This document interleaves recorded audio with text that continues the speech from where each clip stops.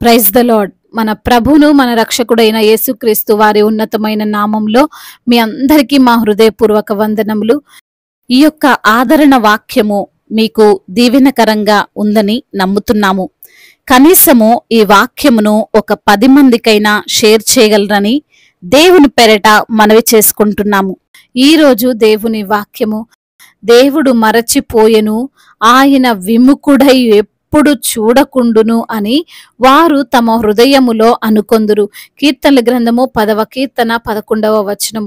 He says to himself, God will never notice. He covers his face and never sees.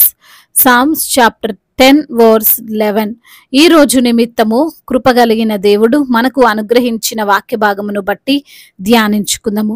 ప్రభునందు ప్రియమైన సహోదరి సహోదరులారా, దేవుడు మరవడం అనేది జరుగుతుందా? దేవుడు చూడకుండా ఉంటాడా? ఆయన ఎన్నడూను మరువని దేవుడు, ఎప్పుడును చూస్తూ ఉండేవాడు మన యేసయ్య. ఆయన కునుకని నిద్రపోని దేవుడు, ఆయన సర్వోన్నతుడైన దేవుడు, అద్భుత కార్యాలను కనబరుచువాడు.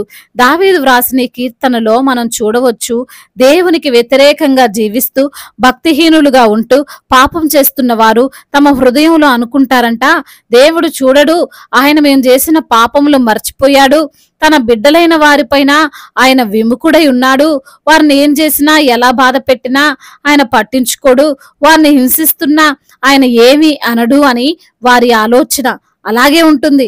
అందుకే ఈ రోజున అనేక మంది విశ్వాసులను ఇబ్బందులు పెడుతున్నారు. దేవుడు లేడు, వారిని కాపాడలేడు అని ఇంట్లో ఉన్న ప్రార్థన చేసుకుంటున్న వారిని బాధిస్తున్నారు. భార్యను ఇబ్బందులు పెడుతున్నారు, తల్లిదండ్రులను ప్రేమించక శిక్షిస్తున్నారు, అక్రమ సంబంధం పెట్టుకొని కడుపున పుట్టినటువంటి బిడ్డలను కూడా వదులుకోవడానికి వారిని చిత్రహింసలు పెట్టడానికి చూస్తున్నారు. ఉద్యోగములో కావాలనే దేవుని బిడ్డలను కృంగదీస్తున్నారు. మీ దేవుడు ఉన్నాడా అంటూ వారిని అపహాస్యం చేస్తున్నారు. కానీ దేవుడు మర్చిపోయేవాడా? ఆయనకు మరుగైనది ఏదైనా ఉంటుందా?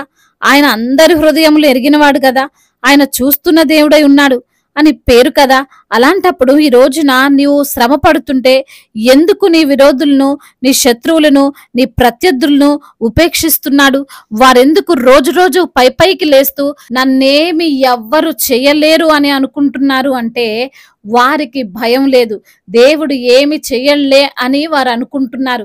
వాక్యం సెలవిస్తుంది, దుష్క్రియలకు తగినటువంటి శిక్ష శీఘ్రముగా కలగకపోవుట చూచి మనుష్యులు భయమును విడిచి హృదయపూర్వకముగా దుష్క్రియలు చేయుదురు అని.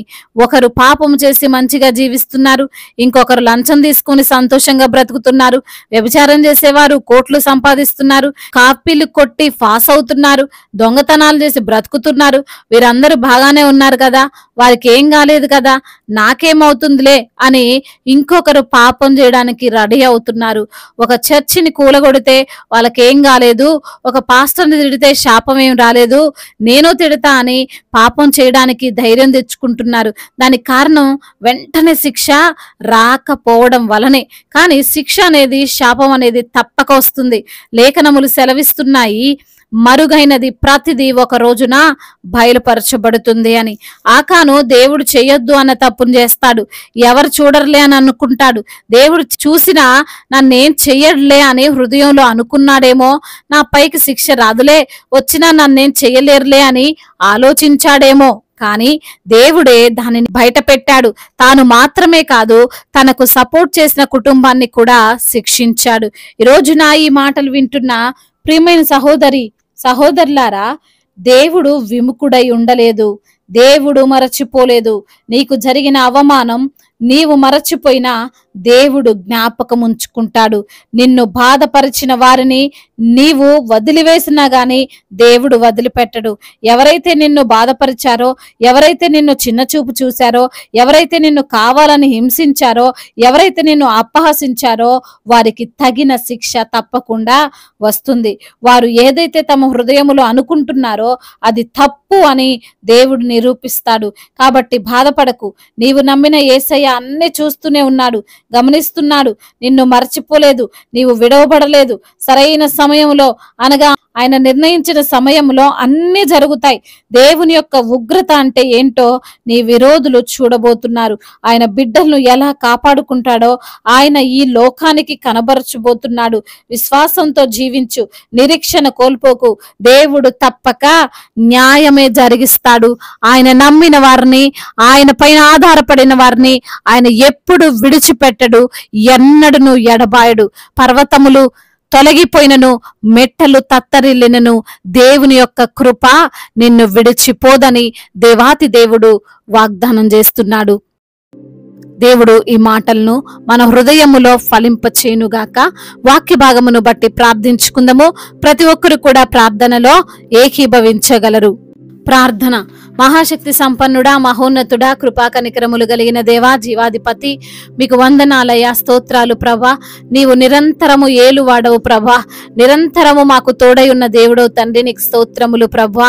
ఈ రోజున నా తండ్రి వాక్యము ద్వారా సూటిగా మాతో మాట్లాడారు ప్రభా. అవునయ్యా, నీవు మరచిపోని దేవుడవని, అయా నీవు మాకు విముఖుడై ఉండని దేవుడవని, అయా మరి తండ్రి భక్తిహీనులను తండ్రి కూల్చువాడవు నీవేనని, తప్పక వారికి ప్రతిఫలం ఇచ్చు దేవుడవు నీవేనని ఈ రోజున తండ్రి లేఖనము ద్వారా మీరు మాతో మాట్లాడారు ప్రభువా. అవునయ్యా, మరి తండ్రి అయ్యా దేవుడు లేడనే వారికి శిక్ష తప్పకుండా వస్తుందని, వారు చేసినటువంటి చెడు కార్యాలకు ప్రభువా తగినటువంటి ప్రతిఫలాన్ని వారు చూస్తారని, అన్ని చూస్తున్న దేవుడవు, అన్ని గమనిస్తున్న దేవుడవు, నీవు ఉన్నవాడవు అనువాడవని ప్రభువా ఈ రోజున తండ్రి లేఖనము ద్వారా మీరు జ్ఞాపకం చేశారు. అందును బట్టి మీకు స్తోత్రములు తండ్రి. ఎందరైతే బిడ్డలు ఏ ఏ సమస్యలతో ఉన్నారో, ఇరుకులతో ఉన్నారో, ఇబ్బందులతో ఉన్నారో ప్రభా, వారందరికీ తండ్రి యేసు నామములో విడుదల దయచేయండి అయ్యా. శారీరక బలహీనతను కొట్టివేయండి, సంపూర్ణ ఆరోగ్యమును వారికి అనుగ్రహించండి. ఆ వ్యాధి, ఆ రోగము, ఆ బలహీనతను యేసు నామములో కొట్టివేయండి నా ప్రభా. అయ్యా, మరణ పడకపై ఉన్న ప్రతి బిడ్డను మీరు లేవనెత్తండి ప్రభా. ఐసీలో ట్రీట్మెంట్ పొందుకుంటున్న ప్రతి బిడ్డకు మంచి ఆరోగ్యాన్ని దయచేయండి తండ్రి. అద్భుతమైన కార్యమును జరిగించమని వేడుకుంటున్నాము తండ్రి. ఆర్థిక సమస్యలను కొట్టివేయండి, అప్పుల భారాల నుండి విడుదల దయచేయండి అయా. నిన్ను తలగా ఉంచుతాను గాని తోకగా ఉంచునన్న వాగ్దానము వారి జీవితంలో మీరు నెరవేర్చండి ప్రభా. అదే విధంగా నా ప్రభా, ఎందరైతే బిడ్డలు కుటుంబంలో సమస్యలతో, కలహాలతో, విభేదాలతో ఉంటున్నారో వారి మధ్య తండ్రి అయా శాంతిని, సమాధానాన్ని నెలకొల్పండి ప్రభా. అయా విభేదాలన్నిటిని కొట్టివేయండి నా ప్రభా. ముఖ్యంగా భార్యాభర్తల మధ్య ప్రేమను విస్తరింపచేయండి. ఒకరినొకరు అయా అర్థం చేసుకుని జీవించేటువంటి భాగ్యమును మీరు అనుగ్రహించండి నా తండ్రి. గర్భఫలము లేని బిడ్డలకు ప్రభా గర్భఫలాన్ని దయచేయండి. గర్భిణీ స్త్రీలను తండ్రి మీరు దీవించి కాచి కాపాడండి అయ్యా. ఇప్పుడే పుట్టిన చంటి బిడ్డలను తల్లులను మీరు జ్ఞాపకం చేసుకోండి. మంచి ఆరోగ్యమును వారికి అనుగ్రహించండి. ఎందరైతే బిడ్డలు ప్రభా ఉద్యోగం లేక బాధపడుతున్నారో వారికి మంచి ఉద్యోగాన్ని దయచేయండి. వ్యాపారాలు చేసుకుంటున్న వారిని మీరు దీవించండి. రైతులను మీరు దీవించండి. వారు వేసిన పంట సమృద్ధిగా పండడానికి కృపను అనుగ్రహించండి. ఎటువంటి నష్టాలు, ఎటువంటి పంట నష్టాలు వారికి కలగకుండా సహాయము చేయండి ప్రభా. కోర్టు సమస్యల నుండి, ల్యాండ్ సమస్యల నుండి బిడ్డలకు విడుదలను దయచేయండి తండ్రి అయా. ముఖ్యంగా నా ప్రభా, ఎందరైతే బిడ్డలు ప్రయాణాల్లో ఉన్నారో వారి ప్రయాణం అంతటిని సుఖముగా, సౌఖ్యముగా జరుగునట్లుగా కృప చూపించండి అయ్యా. మీరే వారి వాహనము చుట్టూ మీ కాపుదల్లో దయచేయమని బ్రతిమిలాడుకుంటున్నాము తండ్రి. ఎందరైతే బిడ్డలు ప్రభా ఈ రోజున నా తండ్రి రక్షణ లేక ఉన్నారో, మారు మనసు లేక ఉన్నారో అయా, మీ యొక్క సువార్తకు లోబడక ఉన్నారో ప్రభా, వారి హృదయాలను మార్చండి. ప్రతి ఒక్క మోకాలు నీ సన్నిధిలో వంగునట్లు, ప్రతి ఒక్క నాలుక మిమ్మల్ని స్తుతించినట్లు అద్భుతమైన కార్యాలు అయా బిడ్డల పట్ల మీరు జరిగించండి తండ్రి అయా. తండ్రి భారతదేశమును కాచి కాపాడండి. మీ యొక్క కనుదృష్టి అయా, మీ యొక్క హస్తము మా భారతదేశంపై చాపి ఉంచండి ప్రభా. క్షేమాన్ని దయచేయండి. తారతమ్యాలు, విభేదాలు కొట్టివేయండి. అదే విధంగా నా ప్రభా, ఎందరైతే బిడ్డలు ఈ రోజున నా తండ్రి అయా మరి తండ్రి దైవ సేవకులుగా ఉండి మీ పరిచర్యను జరిగిస్తున్నారో వారికి మీరు తోడై ఉండండి. వారు అయా అడుగు పెట్టే ప్రతి స్థలమును తండ్రి అయా వారిని మీరు ఆశీర్వదించండి నా ప్రభా. వారి కుటుంబాలను ఆశీర్వదించండి నా తండ్రి అయా. మరి తండ్రి సంఘానికి మీరు శిరస్సై ఉండండి. సంఘానికి మీరే ప్రభా తోడుగా ఉండండి ప్రభా. మీ ఆత్మచేత నడిపించమని వేడుకుంటున్నాం ప్రభా. అదే విధంగా నా తండ్రి అయా మరి తండ్రి సువార్థికులను మీరు బలపరచండి, మిషనరీస్ ని మీరు దీవించండి ప్రభా. ఇతర దేశాల్లో ఉంటున్న ప్రతి బిడ్డకు మీరు తోడై ఉండండి ప్రభా. అయా ఒంటరిగా ఉంటుండగా ప్రభా మీ సన్నిధిని వారితో ఉంచండి ప్రభా.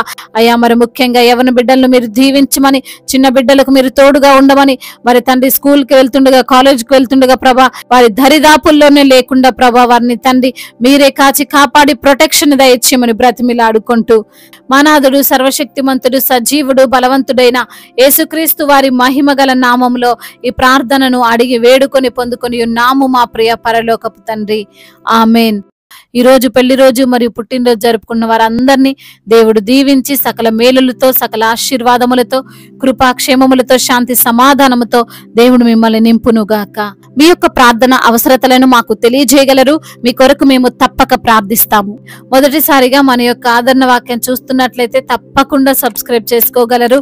ఈ వాక్యము మీకు ఆశీర్వాదకరంగా ఉండినట్లయితే అనేకులకు కూడా ఈ వాక్యాన్ని పంపి మీరు కూడా దేవుని యొక్క రాజ్య సువార్తలో పాలుభాగస్తులు కావాలని దేవుని పేరిట మనవి చేసుకుంటున్నాను. May God bless you all. దేవుడు మిమ్మల్ని దీవించి బలపరిచి స్థిరపరచునుగాక.